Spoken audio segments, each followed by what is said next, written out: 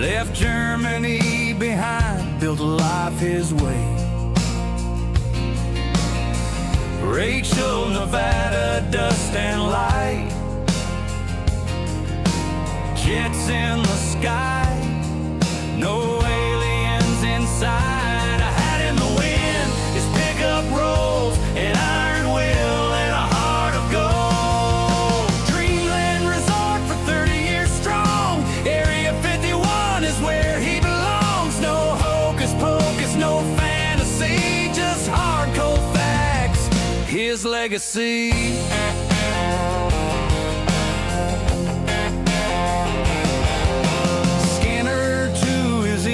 Signals run wild. YouTube in his heart, camera live. The FBI came, but they can't break him down. His fire keeps burning, it won't drown. A hat in the wind, his pickup rolls, an iron will.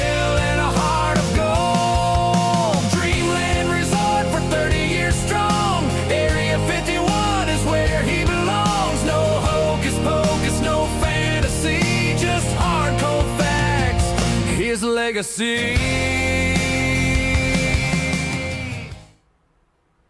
Well, howdy folks, and welcome to our live stream today. Thanks all for joining me, and thank you also to Linda for moderating once again. Dragon Rose, you don't want her to unleash the dragon on you, so be on your best behavior. Just kidding. So, folks, as most of you will probably know, we had a UFO crash on Tuesday in the very early morning hours as part of an exercise or part of a mission in the Dreamland airspace.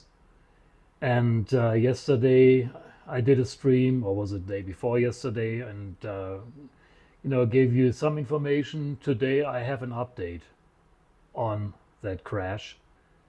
And spoiler alert, I did locate the crash site and I did get some footage. So we will look at that later. But first I want to show you how I got here. And as always, I'm going to answer questions later. I'm going to keep this a little shorter, so hopefully we can wrap this up in about an hour, including the questions. I'll be happy to answer your questions later. So let me just give you an update and then we'll get to the questions. First of all, I was asked to play some scanner audio of that mission that led to the crash. To clarify, there was nothing in that mission that was even indicating a crash. The only thing during that mission in the audio was that there was a knock it off call that was unexpected. But if it hadn't been for other transmissions that I've intercepted, I would have never known that there was a crash. So I haven't gone through all that mission audio, and it wouldn't make much sense to play it here because it really is irrelevant to the crash itself. There's no indication of that crash. Also, I have uploaded some behind the scenes video of my hunt today for our channel members as a thank you for them for supporting me. And I will do a stream tomorrow at 2100 German time, at 9 o'clock p.m. German time for our German members. And I will also do a similar behind the scenes video for our I will do a live stream for our German subscribers, and I will do a behind the scenes video for our German members. So I was out all day. Don't pay any attention to me. My brain is fried again. It's always fried. So with that, let me show you how I located the crash site. And then, of course, while the tension builds up, I'm going to show you some video of it.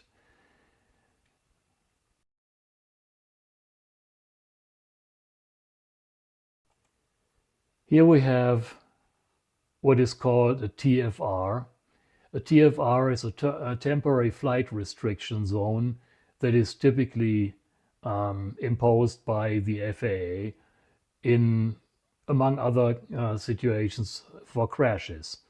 So the TFR was actually imposed by the FAA around the crash site. So we have the highway here, Hancock Summit is right here, Groom Lake Road is here, and here's our TFR. It gives, in the TFR, it gives us the center coordinates, and it gives them in lat lon, and it also gives them in reference to a known VOR. So we know where the TFR is. With that knowledge, we can go in and look at satellite images. Here's about the same area. And by the way, I'm going to put a link to how you can get TFRs for other occasions from the FAA website. I'm going to put that in the description. So here's the highway, Groom Lake Road, and this is roughly the area that is affected by the TFR. TFR means nobody can enter that airspace unless they are specifically authorized. So they want to keep that airspace clear of any air traffic to be able to do their investigation, to keep looky-loos from, peeking in, and so forth. So focus on this little hill here. There are websites where, this is Google Earth, but there are websites where you can get satellite images from today. They take satellite images almost every day and publish them. They're not high resolution like Google Earth, but they are good enough to see some detail. And so that's what I did today. I went to that website, and I'm going to put that link in the description also. And I pulled satellite images of before and after the crash, 9/21 and 9/24, of this little hill that we just saw. And looky there. Look what we got here. There's a black spot at the south end of that hill that wasn't there before. And we know there was a fire. So this is probably where our crash was. And sure enough, I did some fancy legwork with Google Earth to find locations on public land outside the perimeter that security has established right now. You can't get to Groom Lake Road, you can't get to any of the nearby dirt roads. So I looked at, okay, where can I go and take a picture of or footage of that crash site? And I did find several locations. In my behind the scenes video, I'm going to show you one location I thought was good, didn't pan out because I was looking at a forest of Joshua trees, and another location that I found actually worked out just beautifully. And I'm going to show you Google Earth real quick. So here's again Groom Lake Road, the highway. Here's the crash site, that little hill that we just looked at. And I looked at, various elevations here, and I found that right here, just past that, this is Mailbox Road, just past that tank and that corral on Mailbox Road, on this secondary dirt road here, there is a potential view spot. Going back to our pictures, I went to that view spot and took some photos from there. What we're looking at here is the base camp at the top of Groom Lake Road.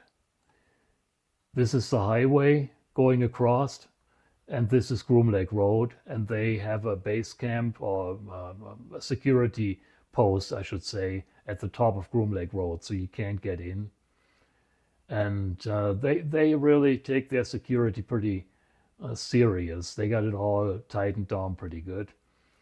They also have a base camp here. Again, this is the highway. It's in I think this is an old gravel pit here, where they established a base camp, and then they bladed a road to the crash site along the foothills here. There's looks like a vehicle sitting in the middle of the a new track to the crash site. And let's see, we're going to let the tension build up a little more here. I'm going to show you a little video of panning from the Groom Lake Road guard post to the crash site.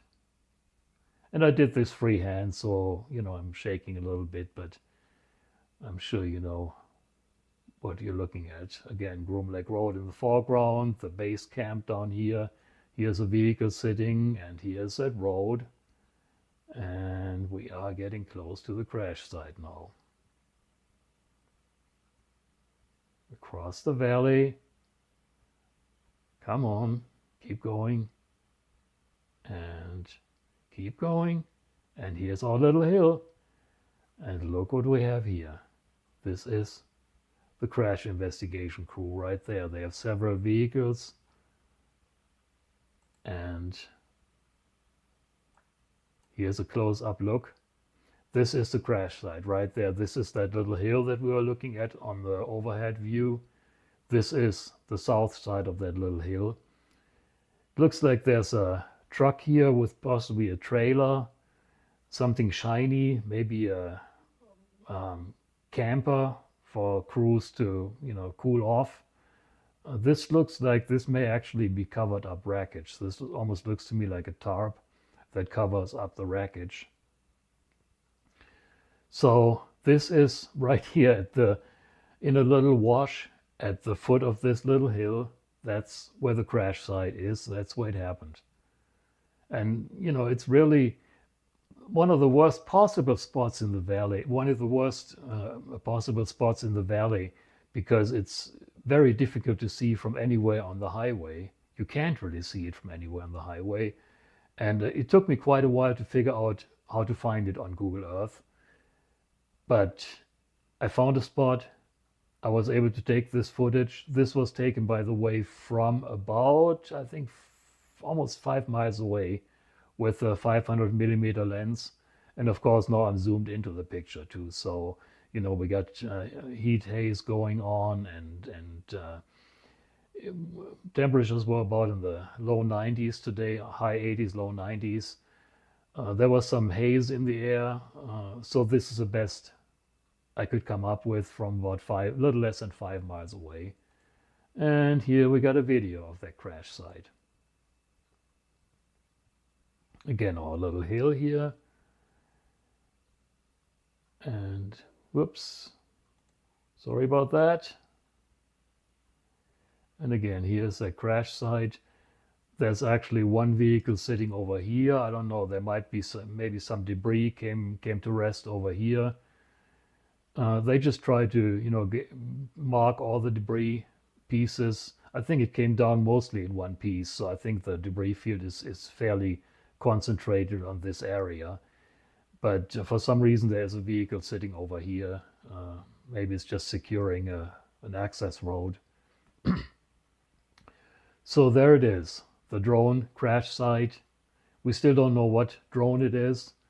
Channel 8 KLAS in Las Vegas picked up on it. They did a report on it referencing the information on Dreamland Resort. Apparently they got in contact with the Air Force, and the Air Force only said that yes, a drone apparently out of Creech has crashed. They didn't give a location, and that is all the information the Air Force was ready to release. Well, we have the location now. It's right here. There it is. And this would have been an interesting place to look at when that thing came down. Apparently it caused quite a bit of fire, and it burned still in the early morning. Our security was still talking about a fire in this area. And okay, I got one more here. I did a little drive-by the guard post at Groom Lake Road. Looks like 2 vehicles from the Lincoln County Sheriff's Office are securing that entrance. I didn't stop. I didn't want to bother them. I just did a drive-by and took a little video. And got about halfway through. Okay, well, let's jump back a little bit here. Okay, here we are. Now you can see We're getting close to Groom Lake Road. Here's the two vehicles, and there's actually some porta potties sitting here, and they have a little tent, sunshade, I guess. And I just do a little drive-by to show you what it looks like. And, right now you don't want to go there and bother them. They have other things to do. They are concerned for securing the scene. I was very careful not to even interact with security. Right now is not the time. They have other things to do. I'm hoping. I had somebody contact me yesterday and asked me, well, I'm planning on camping in that area next week. I hope by next week it's going to be clear, but it really depends on what it was. If they are still poking in the dirt next week, then it's something more than a Reaper. I guess that will be the giveaway. And you can rest assured, as soon as I can access the site, I'm going to be out there and show you the site itself. So here it is, the checkpoint at Groom Lake Road.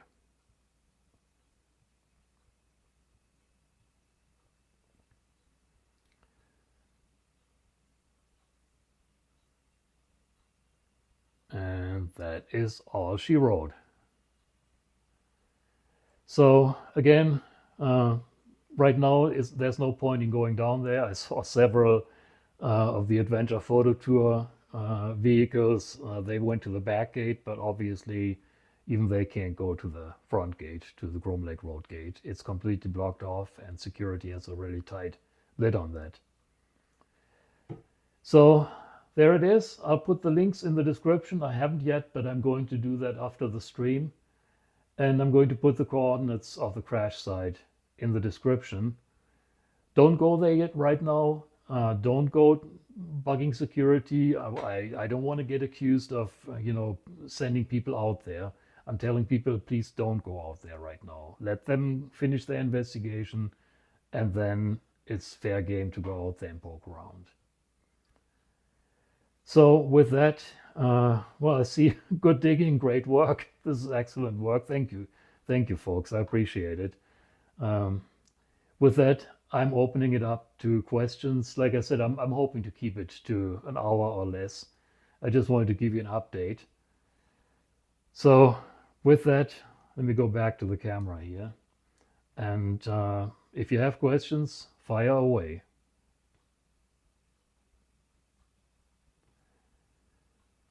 So Fanian Animal says, don't worry, Jörg, I'm too far away to bother.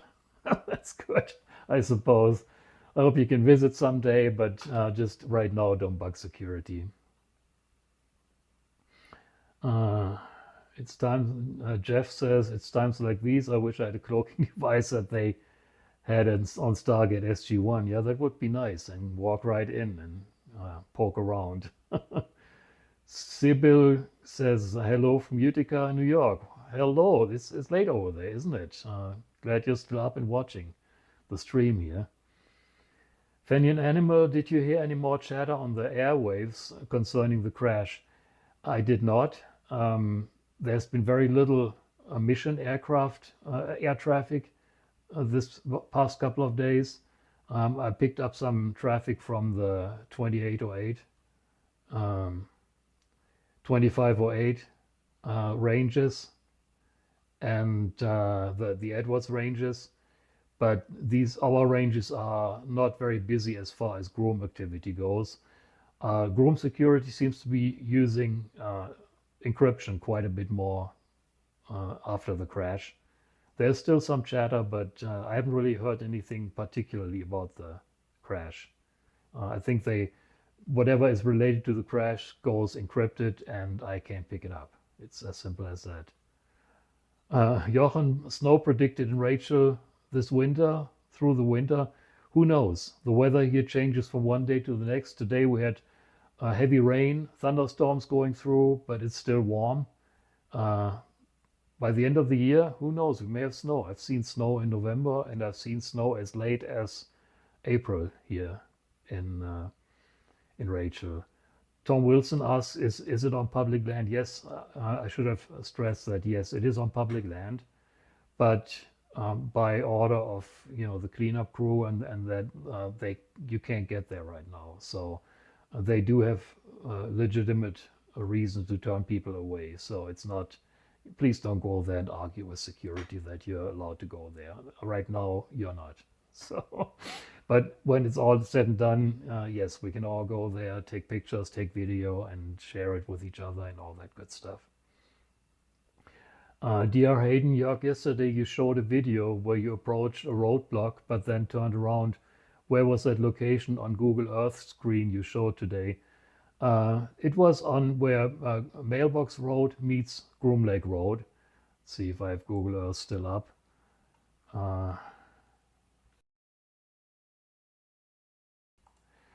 Show you on Google Earth.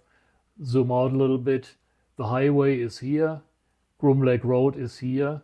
And I took the mailboxes up here. I took Mailbox Road down to the corral yesterday and then went this road and right here where it meets Groom Lake Road, that's where the checkpoint was. So let's see. Where was I?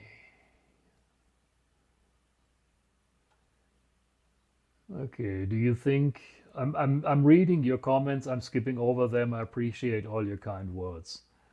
Benitha Jetch, Jörg, do you think that covering on the crash site is a blanket for a lithium fire? Did you see any suspected hazmat cleanup?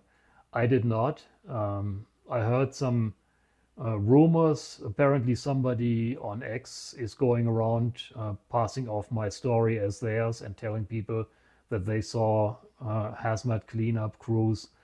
I don't think so. I haven't seen anything. All I've seen was people in masks, security people in just, covering their faces, not for health reasons, but just for safety reasons, for security reasons, wearing face masks. But I have not seen any hazmat. But then, of course, the perimeter is far away from the crash site. So it is absolutely possible that it was a lithium fire. It burned for quite a while. So, yeah, absolutely possible.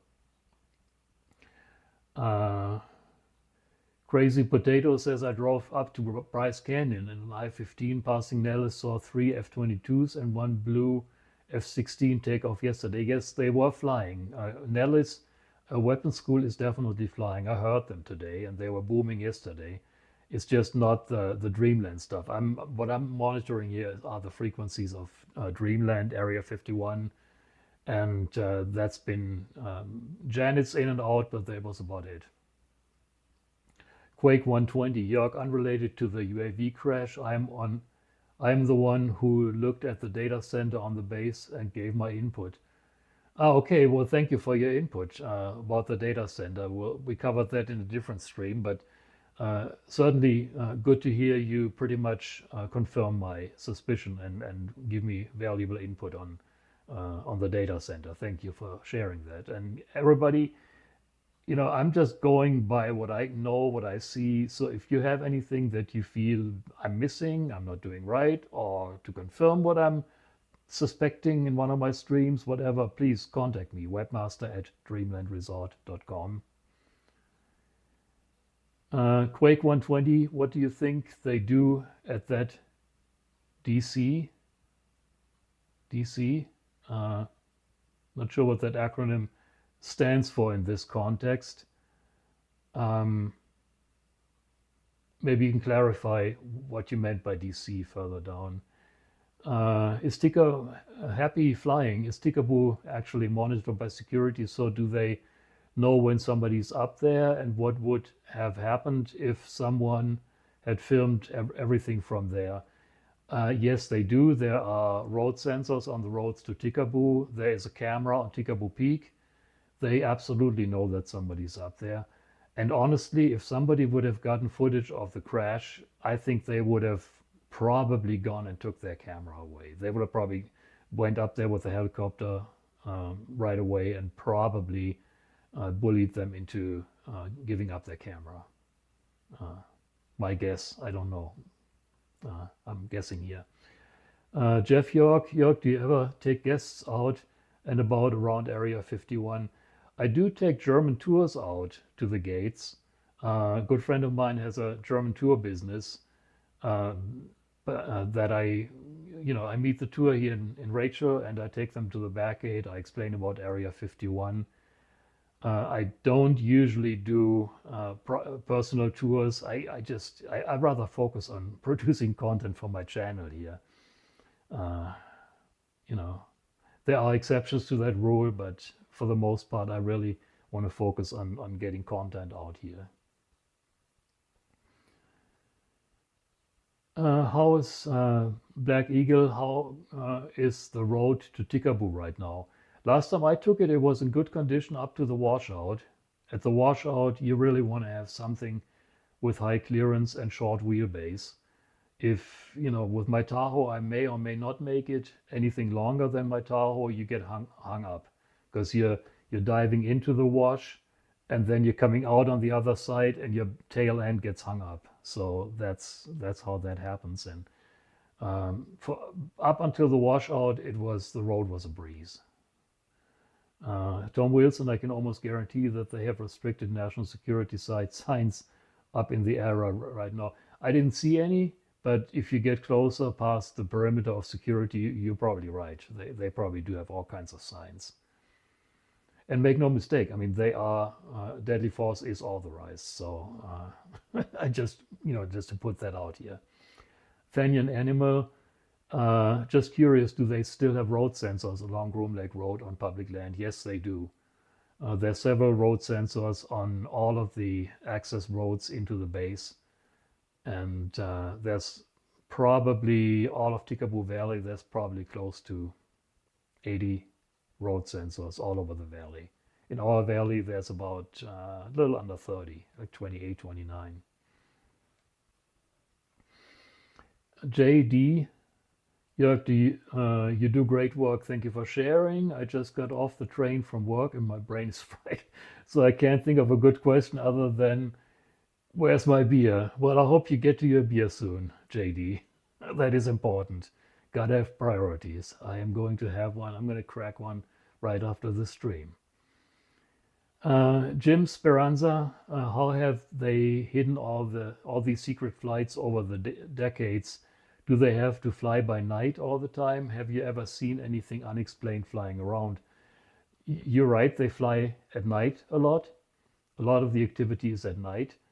And keep in mind, Area 51 is just a small area inside a much larger restricted airspace. The entire Nevada Test and Training Range, NTTR, or NITR as it's called by the pilots, that entire area is restricted and a huge area for them to fly whatever they want away from curious eyes. Lately, they've actually connected the NTTR, NITR, with the UTTR, the Utah Test and Training Range on one side, and the Edwards Range is on the other side, creating an even bigger training range. So they have a huge airspace to fly secret stuff before they even fly it outside of the ranges. And of course, if somebody's on Tikaboo, like I said, they're sensors, they know when somebody's up there, they just don't get the good stuff out. As simple as that. They have been known to call off to call off test flights when somebody's on Tikaboo, as happened to Michael, where they flew a helicopter over him. They said, okay, there's somebody up on Tikaboo, Watchdog Tango, and we're done for the day. So that was that. DR Hayden, I wonder why they haven't come in with a flatbed and hauled off the debris. Why might they be spending all this time investigating in the field? If there was a hazmat situation, like some speculate, they might be waiting for that stuff to be contaminated, to contained. It took a while to blade that road in. When you look on Google Earth, there is a really old, very rocky road that goes in that general direction. I think what they did is they brought heavy equipment in and bladed that road. That takes a little while until they can even get heavy equipment in. I mean, aircraft don't usually have a common courtesy to crash near a road. So you always have to blade a road before you can even get heavy equipment in to recover it. that might have taken a day. There may be some head scratching. How are we going to get this thing out of here without people seeing it? I'm sure there's curious people poking around the area. I'm one of them, but I try not to, corner them in the way that I'm impeding their recovery. So various reasons. I think that is very typical. Even we had an an F-15 crash a few miles north of Rachel years and years ago, and it took several days where they did just that. They had to make a road, get a flatbed in there. They almost got themselves stuck with that flatbed before they trucked it out, probably close to a week after the crash. So it just takes a while. Yeah, Quake says the Tikaboo Peak is for weather purposes. The Tikaboo Peak camera is for weather purposes. Sure. You have a tracking device that you pay for too, says Steve. Well, I don't know. Maybe I do. I don't know. I haven't found any, but trust me, I checked my house after the FBI raid and checked for bugs. Of course, they probably used bugs that I couldn't locate. So anyway. DR Hayden, really, people travel that much all the way from Germany, poke around that area. Interesting. Well, they do. It's they don't poke around per se. They come out here as a tour group. My friend he's got a tour business for German tourists. Area 51 tours is one of the tours that he offers in Vegas. He also does flights over Las Vegas, over the Strip, over Hoover Dam. Tours of Vegas, tours of the area, and Area 51 is one of the tours that he offers. And when he comes up here, then I jump in, and you meet very interesting people. I met some very interesting people on these tours. Okay, what do we got here? How far is it? Patricia asks, how far is it from the washout to the trail to Tikaboo? From memory, I think a little over a mile. So it really makes your hike quite a bit longer. It's not as steep as the 100 yards of hell that you might have heard about, the real steep part going up to Tikaboo. But you're looking at twice the distance to hike. And there's actually a shortcut. You don't really, if you can make it past the washout, there's a shortcut that you can take that I've been meaning to document on the website for a while. I just haven't had time to do it. There's always other things more important. But yeah, it makes the hike quite a bit longer. And I think I got, if you go to my dreamlandresort.com website and you look at the maps section, there's actually a map with the Tikaboo access trail. And I have all the measurements, how far it is from the washout to the lower staging area, to the higher staging area, to the peak, and so forth. It's all on that, in the maps section on the Tikaboo Peak map. Well, thanks, Linda, for reminding them to show some love and click the thumbs up button. Thank you. And, if you really want to support me, there's always the channel membership. It costs only a few bucks a month, and you're supporting my work. You're enabling me to do more stuff, to buy new toys, to bring you more cool stuff right around Area 51 and related bases. And those that are already subscribers, thank you very much for your support. It's very much appreciated. Benitha Jet says, check the radar and there is an A380 flying near the base heading to Germany. Near the base? Whoa, that shouldn't be there. That's fun. I hope you mean near the base in a general sense. They shouldn't be anywhere near the base. The airspace usually is not open for commercial airliners. They might open it up for like biz jets and some, joyriders, but usually not for big airliners. Okay. When are you going to do another concert at the Gates? Steve asks. I think that was a one-off. It was a lot of fun, but I don't know what security thought of that, and I really don't want to have a large crowd at the gate that I'm responsible for. I did that once, and in hindsight, this was in 2005 for the 50th anniversary or birthday of Area 51. When I think about all the things that could have gone wrong, I was very naive in doing that, and I don't think I would like. I don't think I want to do that again. What is the website for the satellite images? What I was just looking at was Google Earth. So it's Google Earth Pro. I have the version for PCs. You just go to earth.google.com, I think, and download it and install it on your computer.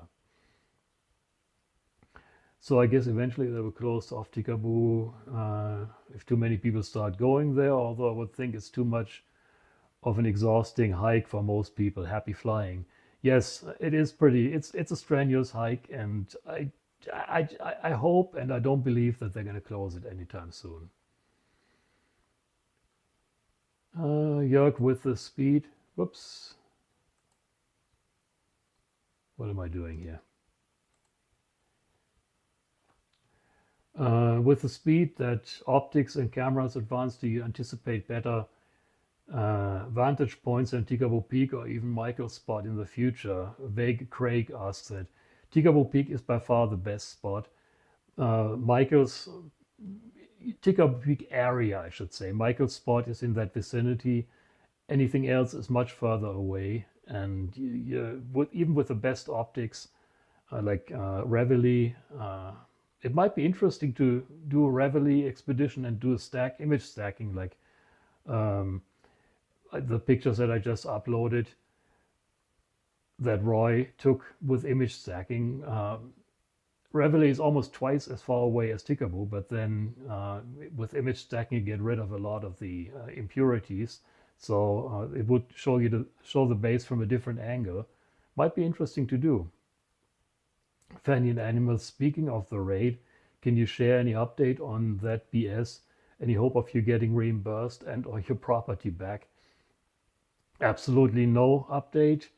Zero hope of getting reimbursed. In fact, my request and Linda's request for reimbursement was denied.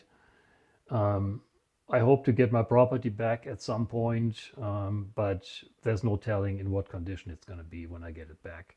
I heard horror stories of them going through great length of destroying equipment before they give it back. So I don't really expect to get anything back that is in decent working order.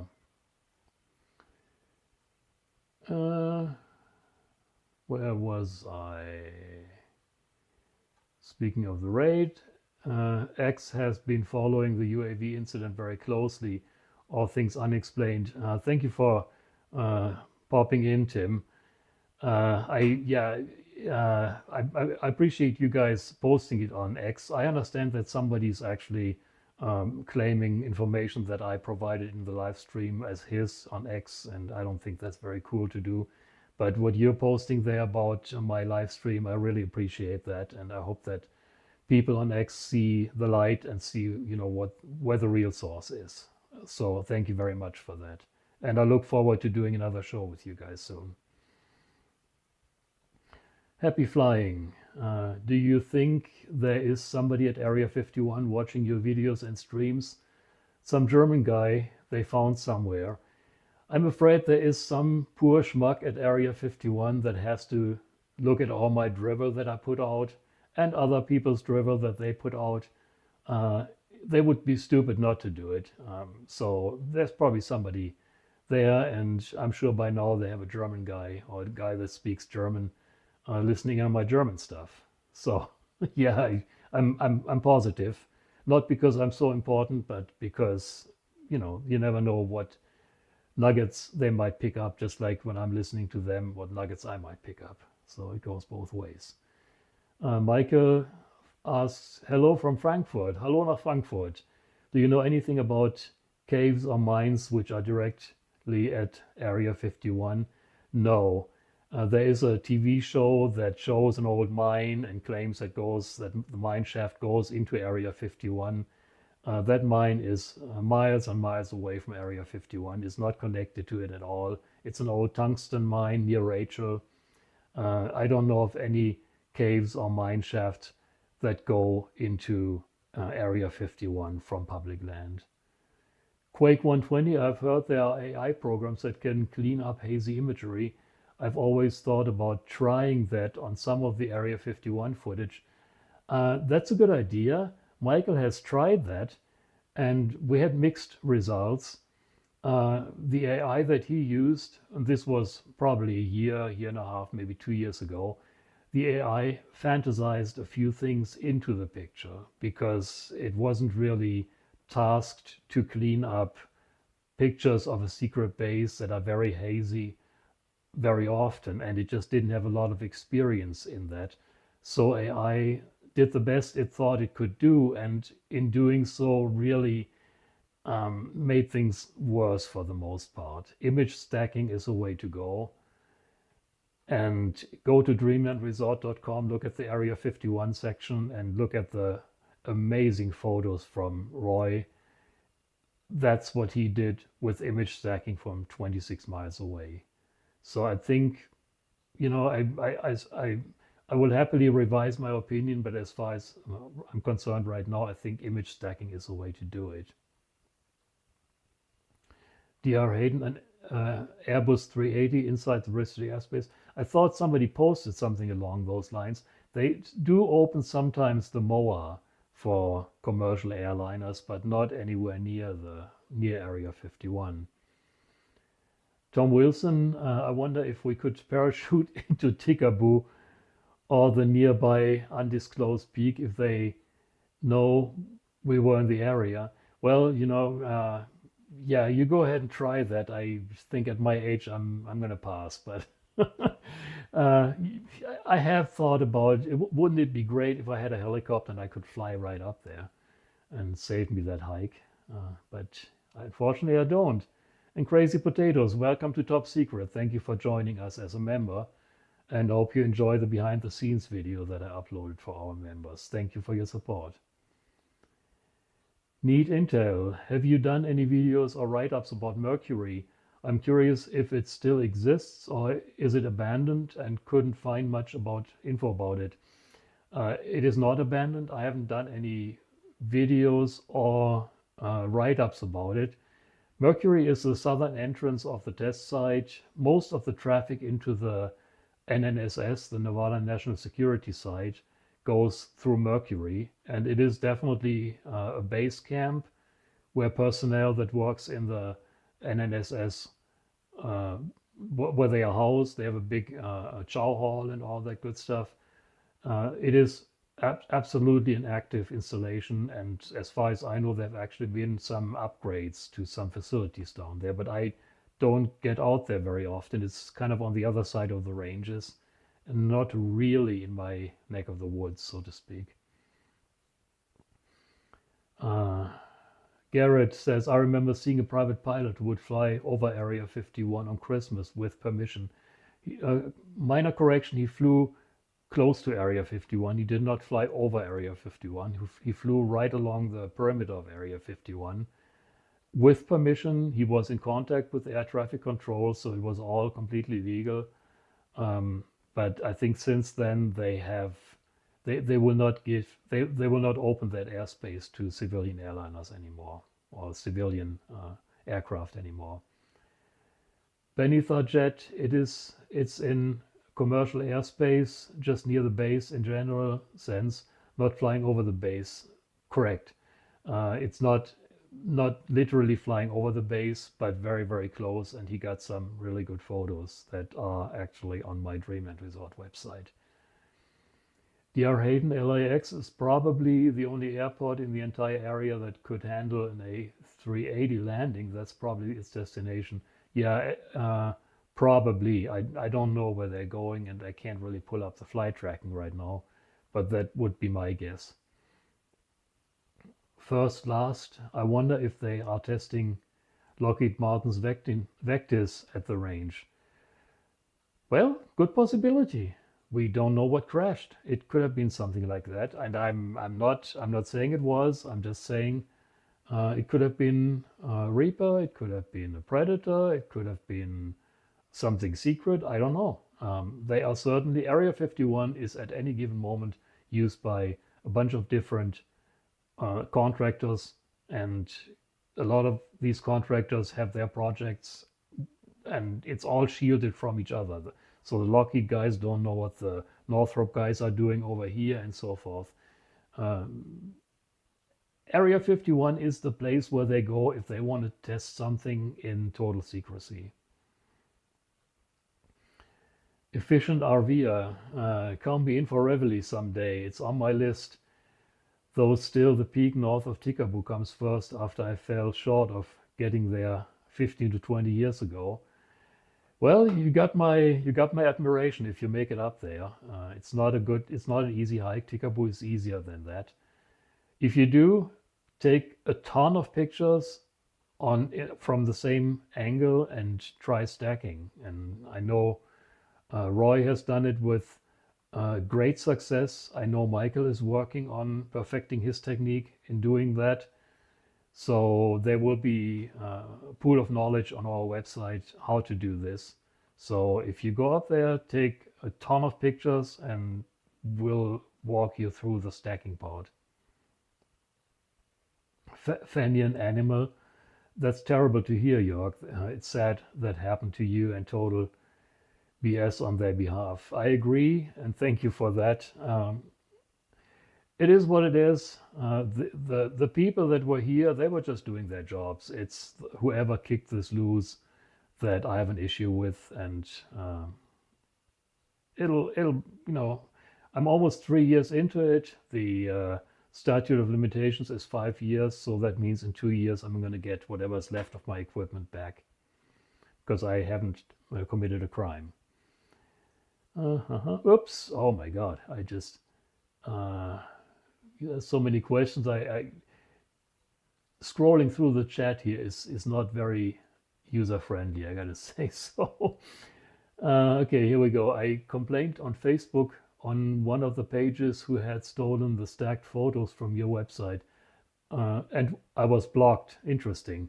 Well, DR Hayden says that. Thank you for speaking up for me. I have gone after every single one of those videos, and I actually had one of the guys actually had the audacity to come to my website and started bad mouthing me. I don't need these people. If they steal my stuff, I have no use for them, so they can do whatever they want. He basically threatened, I will never link to you again. You stole my pictures, I don't need your links. Patricia says, we will be in Rachel on 11/17 and plan on hiking Tikaboo. Whoa, it's going to be cold up there at that time. Be prepared for warm weather when you start the hike, and for cold weather if you want to spend the night up there. It's going to get chilly up there. It might get right around freezing at that time of the year. If you have any questions preparing for your hike, by all means, webmaster@dreamlandresort.com or dreamlandresort.com website, and click the feedback link. Contact me. I'd be more than happy to answer all your questions you might have. Okay, Jeff, do you know any of the other Area 51 YouTubers like Adventures with Christian? Yeah, he doesn't do much anymore. I have never personally met him. We communicated through email. He seems like a real nice guy.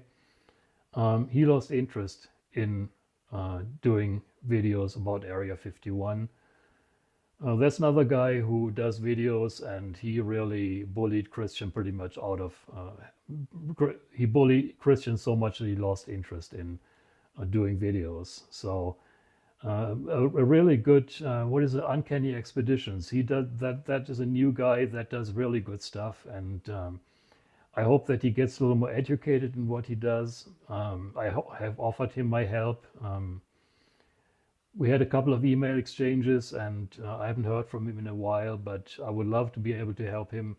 I can't do all these things going out anymore, so I would like to support the younger generations going out and doing the same thing with the knowledge that I have accumulated over 25 years. So that's a channel to watch out for. Uncanny Expeditions. Real good guy. Does good stuff and doesn't do all that hype and BS and UFOs and all that good stuff. So I can really recommend him. Do you happen to know anything about Adventures with Christian on YouTube? Okay, that was just the same question. I used to watch him. Yeah, he's lost interest. He's doing great. He's still in the area. He works at a mine north of here. Like I said, I've never met him. In email, he sounds like a real nice guy, but he just lost interest.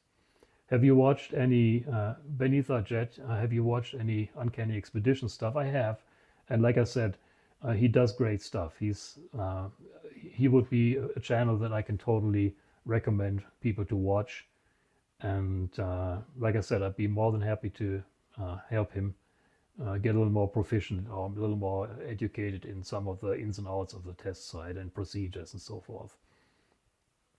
Club's Finest. Jörg, is it true that no smartphones are allowed beyond the Janet terminal and employees have to put them into lockers at the Vegas airport? That is correct. There are little lockers at the Vegas Janet terminal where they have to leave their smartphones and any other like tablets and whatnot. I think they do have phones and tablets and so forth on base that are provided to them, but they have to leave all their personal recording equipment at the Janet terminal in Vegas. And by the way, if you ever do the test site tour of the Nevada National Security site, you also can't take any phones, any recording devices. So that's a typical policy that applies even to people that work there. Quake 120, on the AI image cleanup subject, you highlighted the main issue with AI. It will kind of guess and could make things up. I did think about that too, but wondered if you had tried it. Yes, like I said, I'm sure you can perfect it, and I understand that there's paid versions of AI. I am not an expert on AI by any means. That stuff scares me to hell, but I think there's paid versions that have better capabilities, so you may get better results with better paid tiers of the AI. Aircraft Expeditions. Question for Jörg. Today I read an article about NGAP engine by Pratt and Whitney being, I'm not familiar with that article, being what? Or being a part of this crash. Send me that link. I'd be curious. I haven't read anything about that, but I'd be very interested in. Thanks for bringing that up. I'd love to read about that.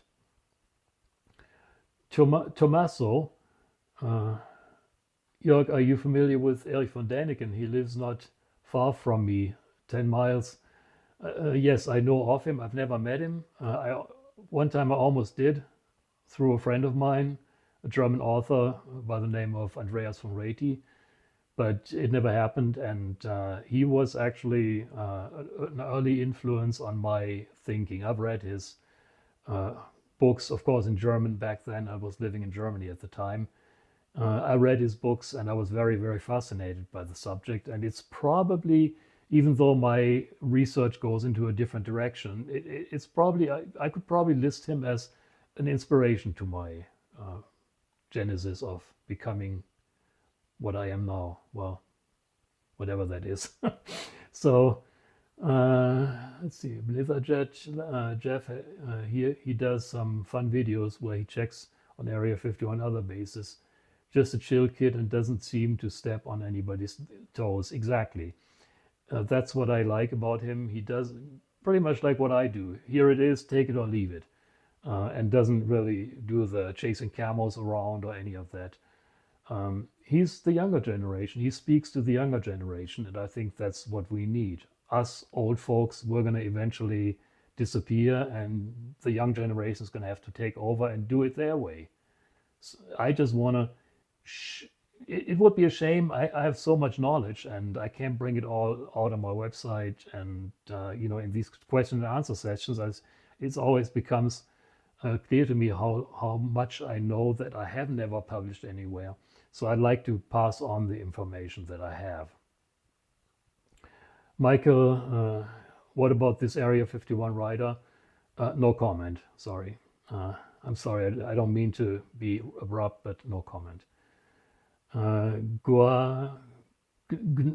Gnuamu, I'm sorry, I probably butchered your handle. I apologize. Any progress on signing up for Echolink, Starlink, you mean, and joining amateur radio UFO network?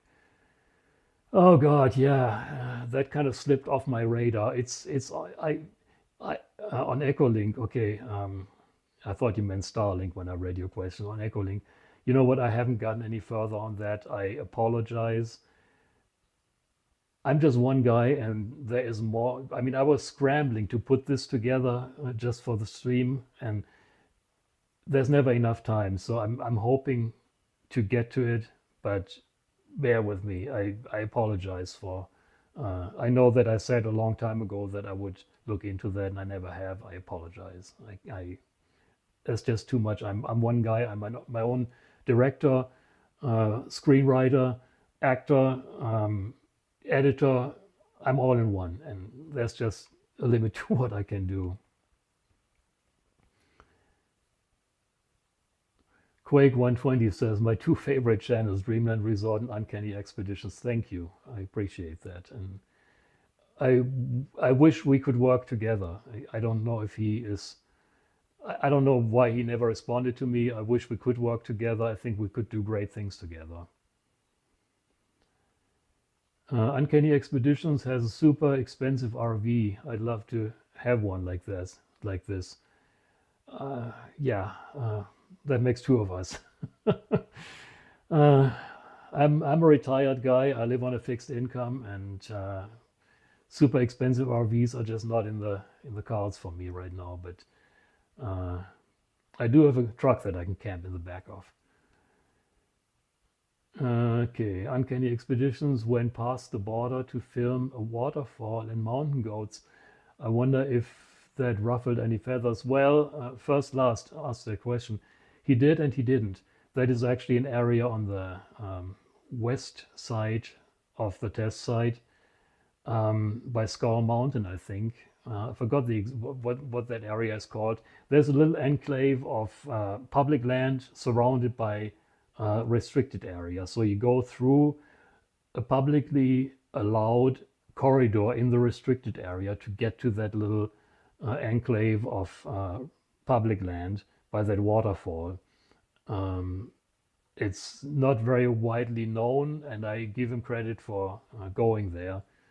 I personally have never gone there. I know about it. It's just on the other side of the test site. But what he did certainly did, he went above and beyond, and not a lot of people probably take that risk. Although technically it was absolutely legal what he did. So people may not like it, but there's nothing they can do about it. I just found this channel. I miss Christian's channel. Jeff says that. Yeah, you did great stuff, and I wish I could get him motivated to do stuff again, but he's done, unfortunately, with videos. Aircraft Expeditions. Jörg, no, the NGAP engine is being tested for special projects, and could this be part of the crash update on Mac? Okay, to your question. So you're not saying the NGAP engine is responsible for the crash. You were asking, could that be? You read about it, and could that be responsible for the crash? I don't know. Quite frankly, I don't know much about that engine. There's so many things coming out lately that it's hard to keep up. And again, send me that link to the article. I'd love to read up on it. So to clarify, he was not saying that the engine was responsible. He was asking, could it be? And I gotta say, yes, it could be, but it could also not be. So we probably will never know exactly what it was and what happened, why it went down. There was no indication in air traffic of the mission that indicated what happened. It was just all of a sudden there was a knock it off call which means everybody stand down. And that was it. And there was some confusion. Well, why is a knock it off call and what's happened? And there was really nothing said over clear channels that I can monitor. Quake 120, I see a Black Hawk on Flight Radar 24 that is just to the southwest of Indian Springs. It has been hovering over there for some time. Is that near the crash site?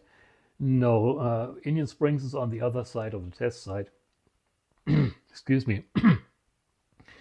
There was, somebody sent me a heads up earlier today that there was some UAV activity in that area.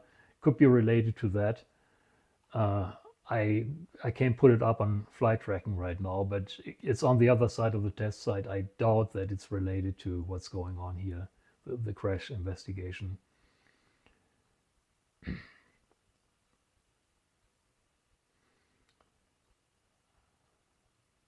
I'm seeing some comments here that I agree with, but that I can't read out.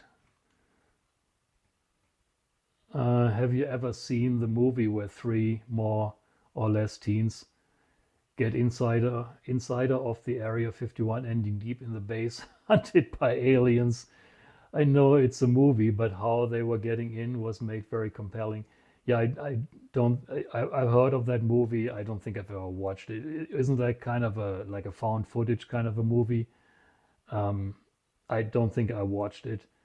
There is one guy that I know actually made it into Area 51 or close to Area 51 into the restricted area.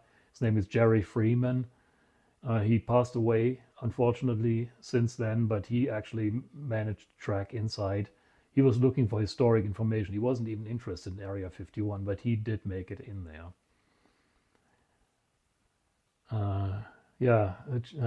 D.R. Hayden, screenwriter, director, producer, chief cook, bottle washer, Jörg does it all. Ain't that the truth? That's unfortunately true.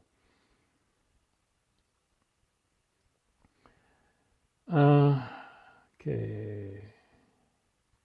Jörg, have you ever been inside the NTS and taken the tour, seen the sights, Fanny and Animal?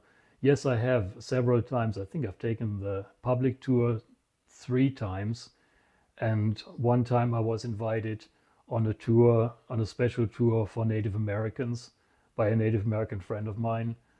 That was particularly a treat because we got to go to areas that normal tours don't go to, and I was allowed to witness a ceremony that they did there. So that was a very special tour.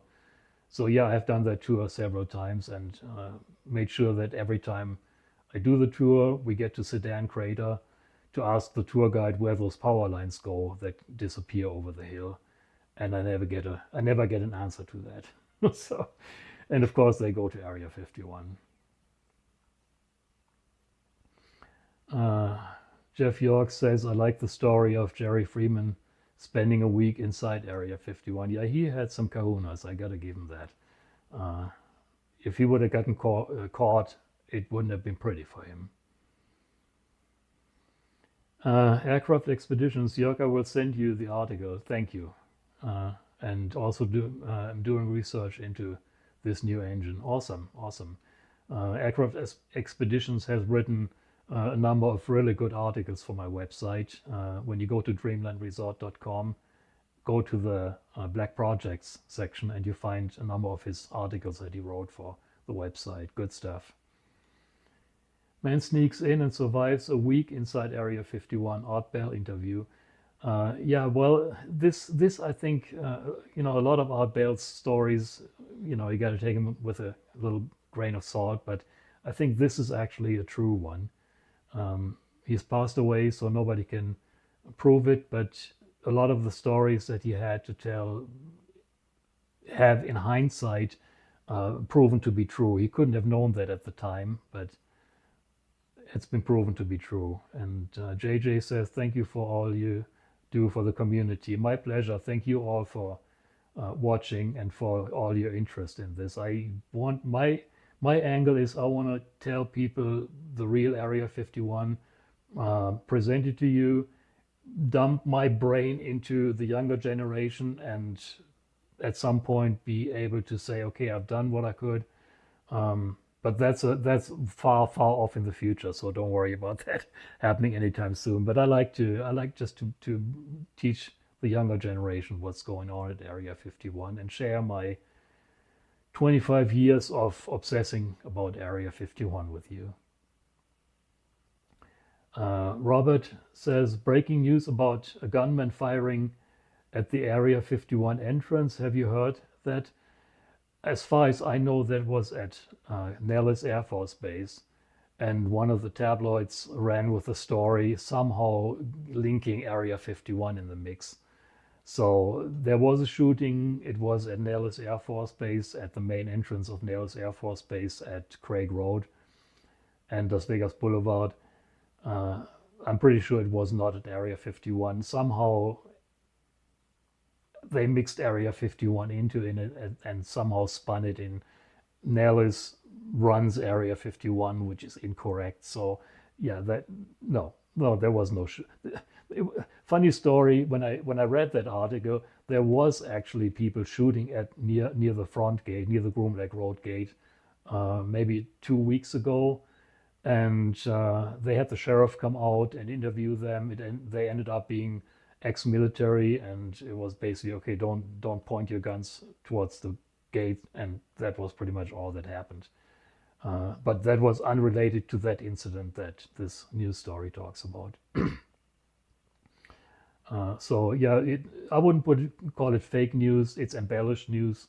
They threw Area 51 in the mix of that story where Area 51 had no business being. So beneath a jet, I think that helicopter someone was mentioning in a Navy Nighthawk closer to El Centro Naval Air Station. I have been looking at it. Okay, well, that makes sense, yeah. Have you read books like Sled Driver or Inside the Skunk Works? SR-71 is my favorite aircraft of all time. Quake 120. It's probably on your radar. If you don't know about it, Peter Merlin's Dreamland book is the absolute Bible on Area 51. He covers it all. He covers not only the new projects, the history, the background. It's like, when I started reading that, it's a very thick book. It's a very heavy book, and I was a little intimidated to start reading it. I gotta admit that. But it pulls you in. All of a sudden you're in the middle of Area 51, in the middle of the action, and you're right there. And then he's telling the story in such a great way. That's my favorite Area 51 book. Of course, I have read others. Inside the Skunk Works, I have read on tape. I have listened to on tape. Great book. And so yeah. There's some great books, and the stuff that comes out now is of course old, because about the current projects people can't talk about yet. So what we see by people like Ben Rich or other people bringing out, that's of course all declassified, and that has been checked by various agencies and all that stuff. So the really juicy stuff will only come out in a number of years when it's not juicy stuff anymore. So that's always a crux with Area 51. Some drunk burned his whole paycheck on the Strip. One mean bean. Is that related to the shooting? I don't know. I really don't know the background of that. But a drunk burning his paycheck on the Strip, that sounds just like Las Vegas, yeah. So, Footmobile 01, the suspect that was shot at Nellis Air Force Base, ended up getting hit in his leg. Defenders applied a TQ and he was taken to the hospital. Yeah, that's what happens when you're being stupid. And he's lucky that they only shot him in the leg. So not a good idea. Absolutely not a good idea to shoot your gun anywhere in Las Vegas, and especially not at the front gate of an Air Force base. Any B-21 radar sightings around Area 51 or Tonopah? I don't know of any. I think they are flying in the Edwards ranges. They may be crossing over into our ranges, but I haven't seen it. I would love to see it, man. I mean, I'd be the first out there with a long lens. Whoa, whoa, whoa. Okay, we got some thunderstorms going on. I hope my Starlink doesn't die. We just had a brief power fluctuation here. So if my stream dies, I apologize. There are thunderstorms and our power grid is just not very robust here in Rachel. Uh, we never know when our countdown clock will reach zero. Efficient RV. If I weren't so lucky, I'd be dead at least 5 times already. But humans can survive a lot of crazy stuff, thankfully. Yeah, we've conversed before. I think we are about, if I remember, about the same age group. So yeah, you never know when the time's up. Time is up. Time is up. As simple as that. But as long as I always say, as long as the guy upstairs will let me, I'm going to continue doing this. So let's see, and I'm hoping we can wind it down here. We're already over an hour again. Looks like we're getting to the bottom of it, and I'd like to wind it down. Have you read Pappy Land? It's a good read. Jeff York asked that. I have not. I've never heard of it. If you will send me a link. I have never heard of it. Pappy Land. Is that related to Area 51? I don't know. Can you mention that Thick Dreamland book again with author name? I will check it out. Yes, I can, and I think I can do even better than that. It's on my Dreamland Resort website,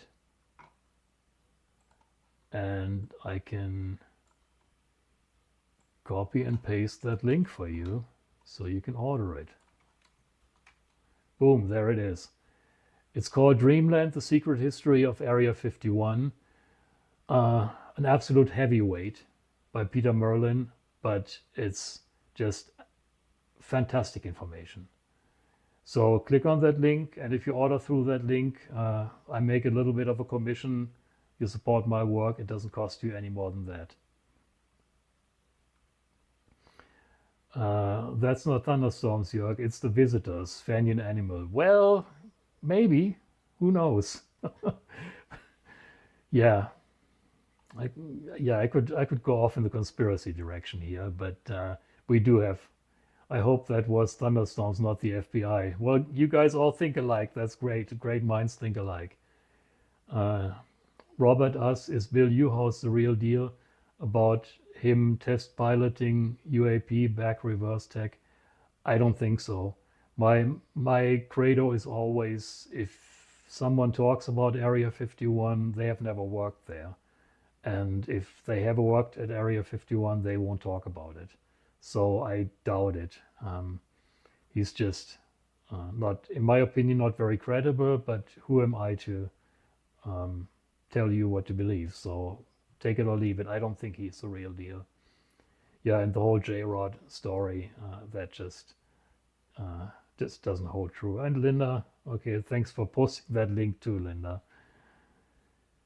So DR Hayden, 500 pages, dang, yeah, 500 pages, you're right. And that thing is a heavyweight, but that is 500 pages of nothing but exciting, engaging information. I mean, I couldn't believe how that book sucked me in, and I was in Area 51 all of a sudden. I was standing there and looking around, and mentally, of course, don't get me wrong here, don't want to start any rumors, but Peter writes it in such a way that it just draws you into Area 51, and you're meeting people, and it's just absolutely fantastic.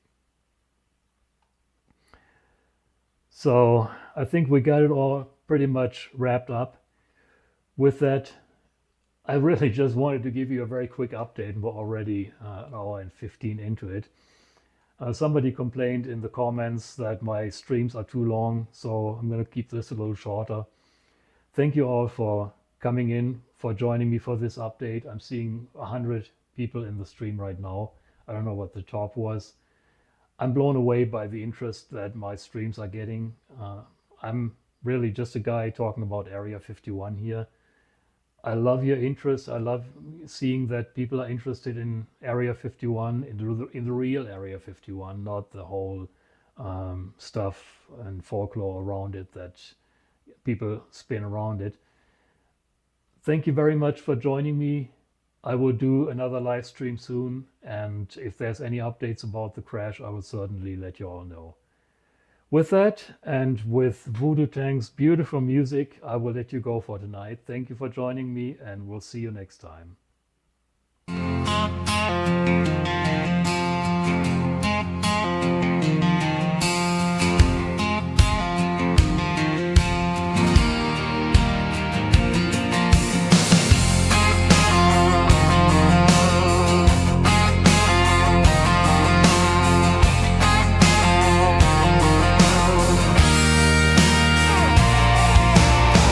30 years ago, he walked away, left Germany behind, built a life his way. Rachel, Nevada, dust and light, jets in the sky, no aliens inside. A hat in the wind, his pickup rolls, an iron will and a heart of gold. Dreamland resort for 30 years strong, Area 51 is where he belongs. No hocus pocus, no fantasy, just hard cold facts, his legacy.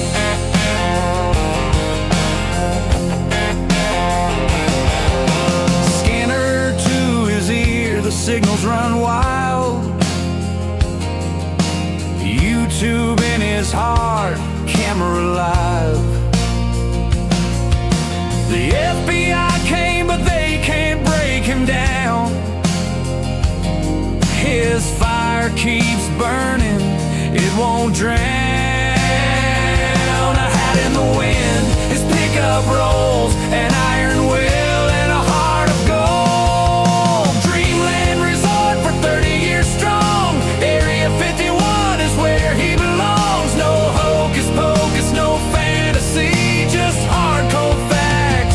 His legacy. 30 years of desert, 30 years of dust, eyes on the truth, in truth he trusts.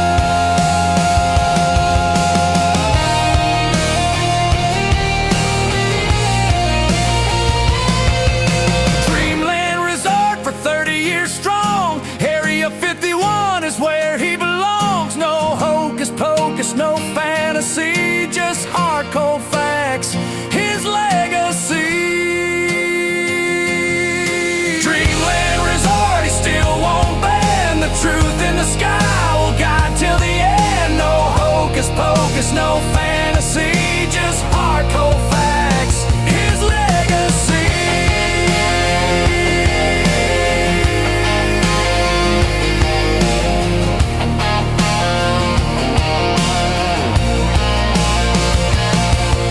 The man who brings the truth alive on Dreamland Resort, where freedom survives.